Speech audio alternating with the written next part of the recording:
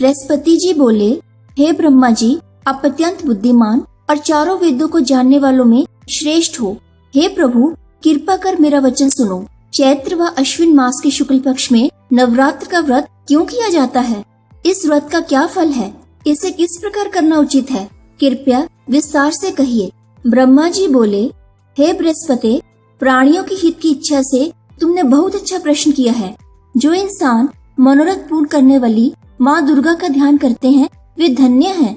हे बृहस्पति, जिसने पहले इस महाव्रत को किया है वह कथा मैं तुम्हें सुनाता हूँ, तुम सावधान होकर सुनो। ब्रह्मा जी बोले, प्राचीन काल में मनोहर नगर में पीठत नामक एक ब्राह्मण रहता था। वह भगवती दुर्गा का भक्त था। उसके संपूर्ण सद्गुणों से युक्त सुमति नामक एक अत्यंत सुंदर कन्या उत्पन्न हुई। ब्राह्मण जब दुर्गा की पूजा करके होम किया करता, सुमति उस समय नियम से वहाँ उपस्थित रहती। एक दिन सुमति अपनी सखियों के साथ खेल में लग गई और भगवती के पूजन में उपस्थित न हो सकी। पिता को पुत्री की ऐसी असावधानी देखकर क्रोध आया और वह पुत्री से कहने लगा, अरे दुष्ट पुत्री, आज तूने भगवती का पूजन नहीं किया, इस कारण मैं किसी कुष्ठ रोगी या दरिद्र मनुष्य के साथ तेरा विवाह करूँगा। पिता के ये वचन सुन सुमति बड़ी दुखी हुई और पिता से कहने लगी, हे पिताजी, मैं आपकी कन्या हूँ तथा सब तरह से आपके अधीन हूँ। जैसी आपकी इच्छा हो वैसा ही करो। राजा से, पुष्टि से, दरिद्र से अथवा जिसके साथ चाहो मेरा विवाह कर दो, पर होगा वही जो मेरे भाग्य में लिखा है। मेरा तो अटल विश्वास है, जो जैसा कर्म करता है उसके कर्मों के अनुसार वैसा ही फल प्राप्त होता है, क्योंकि कर्म करना मनुष्य के अधीन है और फल देना ईश्वर के अधीन है। सुमति के ये वचन सुन उस ब्राह्मण ने क्रोधित हो उसका विवाह एक कुष्ठी के साथ कर दिया और अत्यंत क्रोधित हो पुत्री से कहने लगा, हे पुत्री, अपने कर्म का फल भोगो, देखें भाग्य के भरोसे रहकर क्या करती हो। वह कन्या अपने पति के साथ वन में चली गई और उस निर्जन वन में उन्होंने वह रात बड़े कष्ट से व्यतीत की। सुमति की ऐसी दशा देख देवी भगवती ने पूर्व पुण्य के प्रभाव से प्रकट हो सुमति से कहा, हे ब्राह्मणी, मैं तुझसे प्रसन्न हूँ, तुम जो चाहो सो वरदान मांग सकती हो।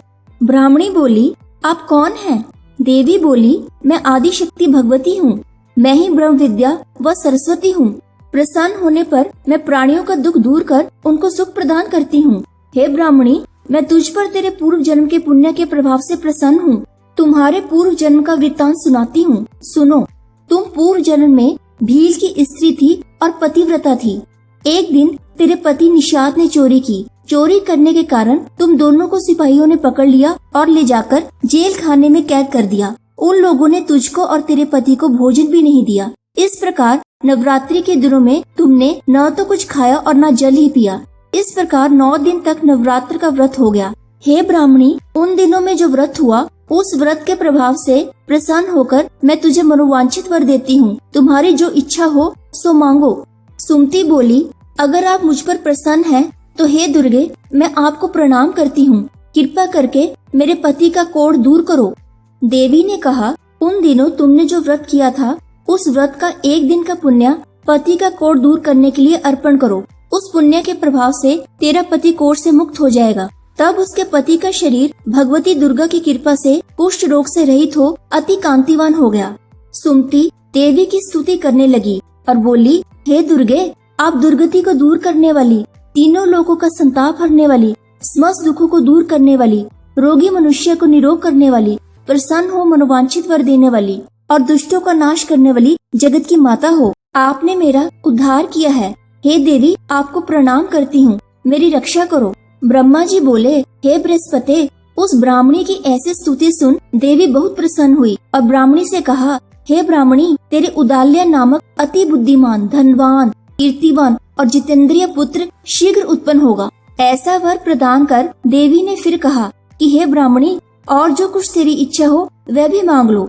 सुमति ने कहा कि हे भगवती दुर्गे, अगर आप मुझ पर प्रसन्न हैं तो कृपा कर मुझे नवरात्रि व्रत की विधि और उसके फल का विस्तार से वर्णन करें। देवी बोली, हे ब्राह्मणी, मैं तुम्हें संपूर्ण पापों को दूर करने वाले नवरात्र व्रत की विधि बतलाती हूँ, जिसको सुनने से मोक्ष की प्राप्ति होती है। अश्विन मास के शुक्ल पक्ष की प्रतिपदा से लेकर 9 दिन तक विधि पूर्वक व्रत करें। यदि दिन भर का व्रत न कर सके तो एक समय भोजन करें। विद्वान ब्राह्मणों से पूछकर घट स्थापन करें और वाटिका बनाकर उसको प्रतिदिन जल से सींचें। महाकाली, महालक्ष्मी और महासरस्वती देवी की मूर्तियां स्थापित कर उनकी नित्य विधि सहित पूजा करें और पुष्पों से विधि पूर्वक अर्घ्य दें। बिजौरा के फल से अर्घ्य देने से रूप की प्राप्ति होती है। जायफल से अर्घ्य देने से कीर्ति, दाख से अर्घ्य देने से कार्य की सिद्धि होती है। आंवले से अर्घ्य देने से सुख की प्राप्ति और केले से अर्घ्य देने से आभूषणों की प्राप्ति होती है। इस प्रकार पुष्पों व फलों से अर्घ्य देकर व्रत समाप्त होने पर 90 दिन यथाविधि हवन करें।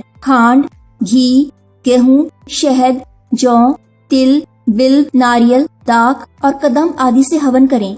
गेहूं से होम करने से लक्ष्मी की प्राप्ति होती है। खीर एवं चंपा के पुष्पों से धन की और बेल पत्तों से तेज व सुख की प्राप्ति होती है। आंवले से कीर्ति की और केले से पुत्र की, कमल से राज सम्मान की और दाखों से संपदा की प्राप्ति होती है। व्रत करने वाला मनुष्य इस विधि विधान से होम कर आचार्य को अत्यंत नम्रता के साथ प्रणाम करे और यज्ञ की सिद्धि के लिए उसे दक्षिणा दे। इस प्रकार बताई हुई विधि के अनुसार जो व्यक्ति व्रत करता है उसके सब मनोरथ सिद्ध होते हैं। इसमें तनिक भी संदेह नहीं है। इन 9 दिनों में जो कुछ दान आदि दिया जाता है उसका करोड़ों गुना फल मिलता है। नवरात्र व्रत करने से अश्वमेध यज्ञ का फल मिलता है। हे ब्राह्मणी, इस संपूर्ण कामनाओं को पूर्ण करने वाले उत्तम व्रत को तीर्थ, मंदिर अथवा घर में विधि के अनुसार करें। ब्रह्मा जी बोले, हे बृहस्पति, इस प्रकार ब्राह्मणी को व्रत की विधि और फल बताकर देवी अंतर ध्यान हो गई। जो मनुष्य इस व्रत को भक्ति पूर्व करता है वह इस लोक में सुख पाकर अंत में दुर्लभ मोक्ष को प्राप्त होता है। हे बृहस्पति, यह इस दुर्लभ व्रत का महात्म्य है जो मैंने तुम्हें बतलाया है। ऐसा सुन बृहस्पति जी अनंत से प्रफुल्लित हो गए और कहने लगे कि हे ब्रह्मा जी,